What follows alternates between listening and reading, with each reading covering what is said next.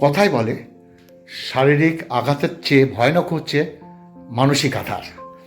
যে বা যারা মানসিক আঘাতের মুখোমুখি হয় তারাই একমাত্র বোঝে সেই আঘাতের যন্ত্রণা কতটা মারাত্মক।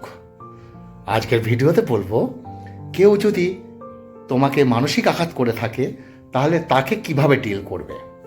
বন্ধুরা, তাকে ডিল করার 5টি মোক্ষম উপায় হচ্ছে: নাম্বার 1, তার সাথে কথা বলা বন্ধ করে দাও।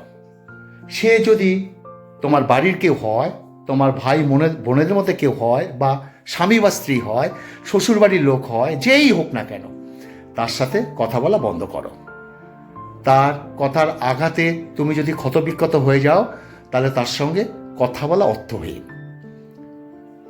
ততটুকু কোনো কথা বলবে না ততদিন না নিজেকে শোধরায়। তাছাড়া যত কম কথা বলবে তত সে তোমাকে আঘাত করার কম সুযোগ পাবে।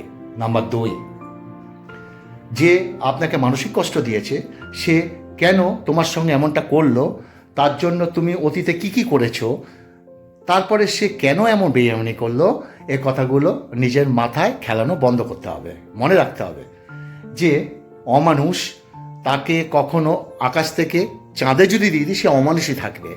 বরং সময় থাকতে থাকতে আমি চিনতে পেরেছি বা তুমি চিনতে পেরেছো বলে খুশি হও।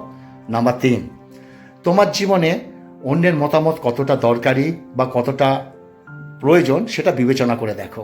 অর্থাৎ যার তার মতামতে যদি প্রভাবিত হয়ে যাও তাহলে তোমাকে যে কেউ যখন তখন ঘাঁটাতে পারবে। তাই মানসিকভাবে সুস্থ আঘাতমুক্ত থাকতে গেলে সবার কথা পাত্তা দেওয়া বন্ধ করো। 4 নম্বর, কারোর সঙ্গে দেখা করা, তাকে ফোন করা, তাকে মেসেজ করা, সব কটা বন্ধ করো। সব কিছু, পেজ, ইনস্টাগ্রাম, হোয়াটসঅ্যাপ, ফেসবুক সব ব্লক করো। মোট কথা, তাকে নিজের জীবন থেকে মুছে ফেলো। কারণ যে তোমাকে মানসিক কষ্ট দেবে সে তোমার কখনো কাছের হতে পারে না। নাম্বার 5, নিজেকে এতটা গুটিয়ে নাও যাতে সে তোমার ভেতর পর্যন্ত আর কখনো পৌঁছাতে না পারে। তোমার শান্তিপূর্ণ জীবনে অশান্তি ছড়ানোর কোনো সুযোগ সে যাতে না পায়। তোমার জীবনে ওই সম্পর্কটা মূল্যহীন, ওটাই খালি মাথায় রাখবে।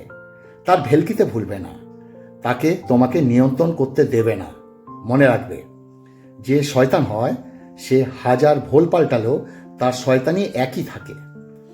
নিজের মধ্যে এই পরিবর্তনটা আনতে হবে, দেখবে মানসিকভাবে ভালো থাকবে। আর সত্যি ভিডিওটা যদি ভালো লাগে একটু লোকের কাছে পৌঁছে দিও, এটা আমার আবদার। আর এমন এমন তথ্য যদি পেতে চাও তাহলে আমার অবশ্যই হাটবাজার পেজ থেকে ফলো করতে ভুলবে না।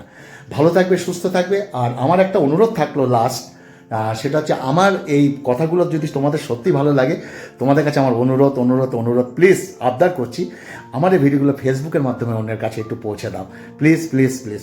ভালো থাকবে, সুস্থ থাকবে, আরও ভালো ভালো ইম্পর্টেন্ট কথা আমি নিয়ে আসছি। নমস্কার।